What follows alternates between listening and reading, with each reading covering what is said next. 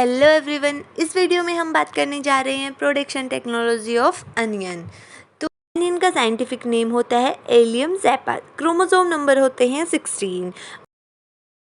Onion की family होती है वो होती है एमाइलिडिएसी। ओरिजिन होता है उसका सेंट्रल एंड साउथ वेस्टर्न।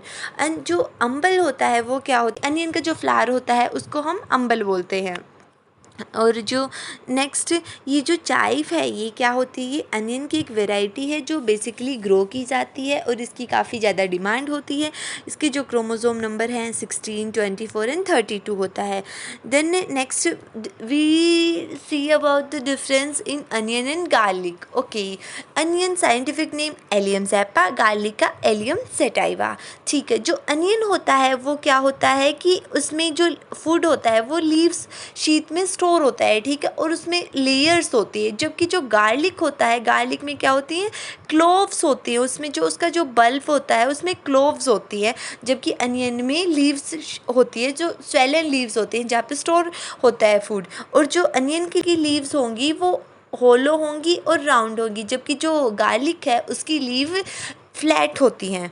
जो अनियन है उसमें क्या होता है, जो उसका फ्लावर है उसको हम अम्बल बोलते हैं, और जो गार्लिक है उसमें बेसिकली फ्लावर नहीं होता है, और अगर होगा भी तो उसका इन्फ्लोरेसेंस पार्शियली हो भी सकता है, नहीं भी हो सकता। मेच्योरिटी के काफ़ी टाइम बाद वो ऑब्जर्व किया जाएगा। अनियन की जो पंजेंसी होती है वो होती है एलाइल प्रोपाइल डाइसल्फाइड की वजह से। ये एक केमिकल है। और जो गार्लिक की पंजेंसी होती है वो होती है डाई एलाइल डाइसल्फाइड की वजह से। एक्चुअली ये काफ़ी ज़्यादा इम्पोर्टेंट है, ये कॉम्पिटिटिव एग्ज़ाम्स में भी आता है और आप ये चीज़ काफ़ी जगह देखने को मिलेगी आपको। नेक्स्ट ये हमने देखा कि ये अनियन का इन्फ्लोरेसेंस है, उसका फ्लावर है, इसमें सीड होते हैं, मेच्योरिटी के बाद देखा जाता है। नेक्स्ट देखते हैं कि अनियन के लिए कैसा क्लाइमेट चाहिए। अनियन एक माइल्ड एक वार्म या हम through out the year grow करने वाली क्रॉप होती है। इसको माइल्ड टेम्परेचर चाहिए, और जो टेम्परेचर है वो अनियन के प्रोडक्शन में काफ़ी ज़्यादा इंपॉर्टेंट रोल प्ले करता है। सीड जर्मिनेशन के लिए 20 से 25 डिग्री सेल्सियस, वेजिटेटिव ग्रोथ के लिए 13 to 21 degree Celsius, bulb formation के लिए टेम्परेचर चाहिए हमें 15 टू 16 डिग्री सेल्सियस। बेसिकली जो सीड जर्मिनेशन होता है उसके लिए हमें हाई टेम्परेचर चाहिए, बाकी 15 टू 20 चल पड़ेगा। Vegetative growth lower temperature require and short photo period. Okay, जो अनियन की वेजिटेटिव ग्रोथ होती है उसको टेम्परेचर भी कम चाहिए और शॉर्ट फोटो पीरियड चाहिए, ठीक है। जो अनियन की नर्सरी होती है जिसको हम अपनी लोकल लैंग्वेज में पनीरी बोलते हैं, 45 डेज़ इसको ग्रो करने के लिए चाहिए होते हैं। और ये सबसे लॉन्ग एक अनियन की जो नर्सरी होती है वो लॉन्ग पीरियड वाली नर्सरी होती है। Due to low temperature initially bolting हो जाती है अनियन में। अब हम देखते हैं बोल्टिंग क्या होती है। एक्चुअली जब अनियन ग्रो हो रहा होता है तो उसमें क्या होता है, बल्ब का फॉर्मेशन ना हो के एक बोल जैसी बन जाती है, उसमें स्वेलन लीव्स नहीं होती, तो हम उसको बेसिकली बोल्टिंग बोलते हैं। और ये लो टेम्परेचर की वजह से होती है। अगर सडनली टेम्परेचर इंक्रीज़ कर दिया जाए तो उसकी वजह से मेच्योरिटी जल्दी आ जाएगी और बल्ब साइज रिड्यूस होगी। Next growth and development. जो बल्ब फॉर्मेशन है ना वो इफ़ेक्ट होता है temperature, light and photo period. और टेम्परेचर काफ़ी ज़्यादा इंपॉर्टेंट रोल प्ले करता है। लाइट भी इंपॉर्टेंट रोल प्ले करती है। लाइट की ड्यूरेशन कितनी होनी चाहिए, लाइट की इंटेंसिटी कौन सी होनी चाहिए, ब्लू लाइट होनी चाहिए, किस रेडिएशन की लाइट होनी चाहिए। Onion basically long day crop भी है और शॉर्ट डे क्रॉप भी है। लॉन्ग डे है बिकॉज इसकी जो बल्ब फॉर्मेशन है उसको 16 आवर्स तक चाहिए होते हैं बल्ब फॉर्मेशन के लिए। जबकि जो शॉर्ट डे अनियन इसलिए बोल सकते हैं हम इसको क्योंकि वेजिटेटिव ग्रोथ होती है उसमें ये 13 आवर्स के आसपास ही इसकी डे लेंथ होती है।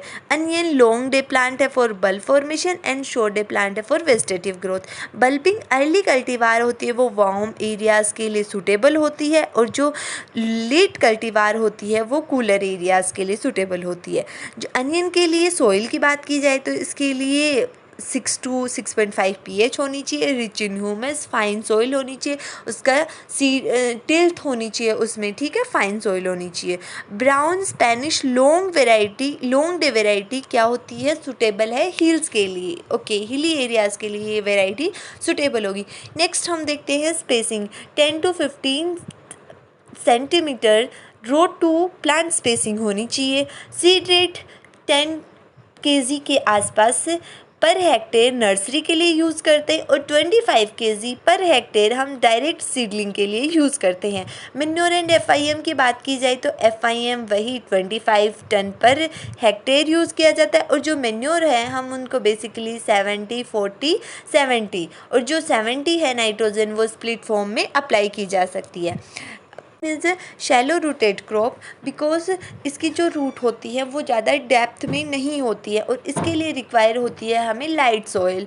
वीडिंग के लिए हम स्टॉर्म स्प्रे कर सकते हैं और फ्लू क्लोरीन का भी यूज़ कर सकते हैं। हार्वेस्टिंग इसकी कब की जाएगी? अगर हम इसको जून जुलाई में लगा रहे तो इसकी नवंबर जनवरी के आसपास हार्वेस्टिंग की जाएगी और जब इसके जो लीव्स होती है ना वो स्ट्रो हो जाती है, येलो कलर की हो जाती है, तब बेसिकली हार्वेस्टिंग की जाती है।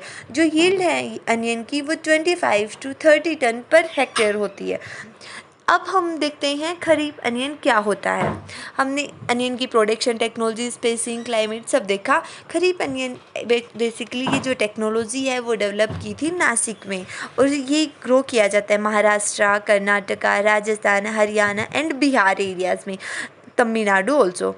जो 1.5 लाख हेक्टेयर एरिया है वो खरीफ अनियन के अंडर कल्टीवेटेड किया जाता है और खरीफ अनियन काफ़ी इम्पोर्टेंट रोल प्ले करता है। जो मार्केट की प्राइस होती है उनमें अनियन एक ऐसी क्रॉप होती है जो थ्रू द ईयर इसकी डिमांड होती है मार्केट में और इसकी प्राइस भी काफ़ी ज़्यादा फ्लैक्चुएट होती है।